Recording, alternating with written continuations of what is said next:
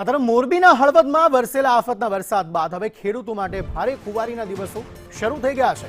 શનિવારે વરસેલા 7 ઇંચ જેટલા ધોધમાર વરસાદી પાણી ઓસર્યા બાદ પણ જૂના અમરાપર, ઇંગોરાળા, ચાડદ્રા અને રાયસંગપુરા ગામની સીમમાં હજુ પણ પાણીની આવક યથાવત રહી છે।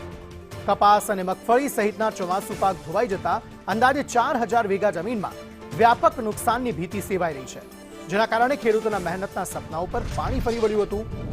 સીમ વિસ્તારમાંથી વરસાદી પાણીના નિકાલની યોગ્ય વ્યવસ્થા ન હોવાના કારણે ખેડૂતો ભારે મુશ્કેલીમાં મુકાયા છે અને તંત્ર સામે આક્રોશ વ્યક્ત કરી રહ્યા છે। મોરબી જિલ્લામાં શનિવારે વરસેલા વરસાદના પગલે ખેડૂતોના ખેતરોમાં પાણી ભરાયા છે અને તેને લઈ પાક નુકસાનીના સમાચારો પણ આવી રહ્યા છે। અત્યારે આપણે પહોંચે છીએ હળવદ તાલુકાના ઇંગોરાળા ગામની સીમમાં અને મોટા પાયે અહીંયા જોવા મળી રહ્યું છે કે કપાસના પાણીમાં પાણી ભરાયા છે અને જેને લઈ કપાસનો પાક સુકાઈ ગયો છે અને મોટું નુકસાન થઈ શકે તેમ છે। કપાસ, મગફળી, જુવાર બધું સાફ થઈ ગયું અમારે, કઈ રહ્યું નહીં। આ પાણી જેટલું આવ્યું, હા, ઠેઠ હમા સેડા સુધી પોગી જાય ને એટલું પાણી આવી ગયું અમારે।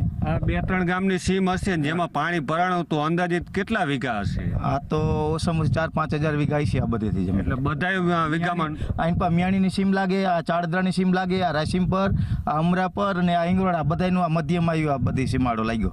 અમરાપરના રહેવાસી અમારી આ જમીનમાં દર વર્ષે અને આ ગટરના પ્રોબ્લેમથી એટલું નુકસાન થાય છે કે 3 દિવસથી પાણી બહાર નથી નીકળતું અને અમે ચોમાસું પાક નિષ્ફળ જાય છે અને કોઈ આમાં ધ્યાન દેતું નથી। કયા ખેતી પાકો નુકસાન છે? ખેતીમાં હે કપાસ છે, કપાસના અત્યારે તો ચોમાસામાં કપાસનું ને મગફળીને વાવેતર બધા જમીનો ઓલું બધું ઉખડીને વીવું જાય, કપાસ બપાસ બધું।